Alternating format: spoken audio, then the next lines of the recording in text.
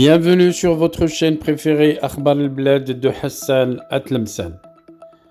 Algérie, un scandale au niveau des libertés publiques. 35 ans de prison pour de simples posts publiés sur Facebook. Très flagrant de la part des autorités algériennes qui sont dénoncées à l'ONU. Les autorités algériennes font la une nouvelle fois au niveau des instances des Nations Unies en raison de leurs dérives autoritaires arbitraires et leur violation des droits humains les plus élémentaires. Cette fois, c'est l'affaire d'un militant et défenseur des droits de l'homme, Zaki Hannache, qui a suscité l'indignation de Mary Lawlor, la rapporteuse spéciale sur la situation des défenseurs des droits de l'homme, et Fionnuala Ni Aoulan, rapporteuse spéciale sur la promotion et la protection des droits de l'homme et des libertés fondamentales dans la lutte antiterroriste. Le rapporteur spécial est une personne mandatée par le Conseil des droits de l'homme des Nations Unies au titre des procédures spéciales. Il s'agit d'un expert indépendant qui agit sur les situations individuelles comme sur des sujets thématiques qui sont de sa compétence. Dans une correspondance adressée aux autorités algériennes le 15 septembre dernier, par ces deux rapporteurs mandatés par le Conseil des droits de l'homme des Nations Unies, il est expliqué que le militant Zaki Hannache, aujourd'hui exilé et reconnu par l'ONU comme un réfugié politique en Tunisie, fait l'objet d'une accusation d'apologie du terrorisme basée uniquement sur un post que le défenseur des droits humains aurait fait sur Facebook le 16 février dernier à propos du rapport d'une décision attendue d'une cour de Paris sur la déportation d'un citoyen algérien qui aurait été inclus dans une liste d'individus et d'entités terroristes publiée au journal officiel de l'Algérie.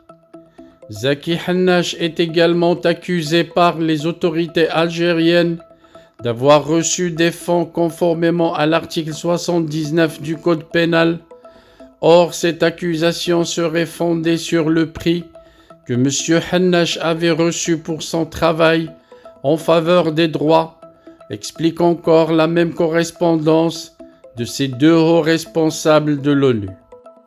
Pour les autres accusations par les autorités algériennes, il serait également basé sur des publications que M. Hannache aurait fait sur une grève de faim de plusieurs détenus en Algérie entre janvier et février dernier, des captures d'écran, des conservations entre Hannache et d'autres défenseurs des droits humains seraient également inclus dans son dossier. Pour les deux rapporteuses, le sort réservé à Zaki Hannache illustre parfaitement l'instrumentalisation de la lutte antiterroriste pour la répression des opposants et militants des droits de l'homme en Algérie. Les autorités algériennes n'ont toujours pas répondu à cette correspondance qui leur a été adressée par Mary Lawlor, rapporteuse spéciale sur la situation des défenseurs des droits de l'homme, et Ni Aoulan, rapporteuse spéciale sur la promotion et la protection des droits de l'homme et des libertés fondamentales dans la lutte antiterroriste.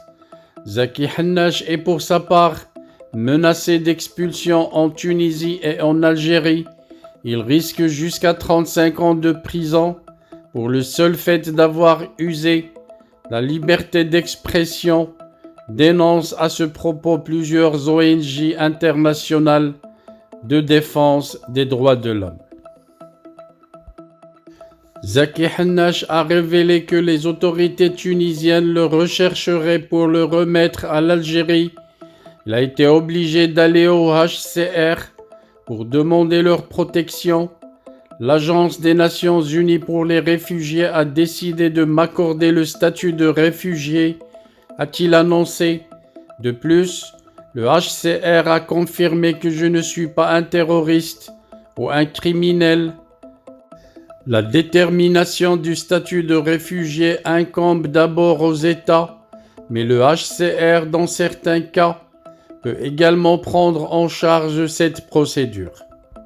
Dieu merci pour Zaki Hannash, car sinon il aurait été livré par les Tunisiens de Qais Saïd, à Chengriha et Tebboune qui font ce qu'ils veulent en ce moment de la Tunisie et des Tunisiens, au point que certains Tunisiens pensent que la Tunisie est devenue presque une wilaya qui relève d'Alger.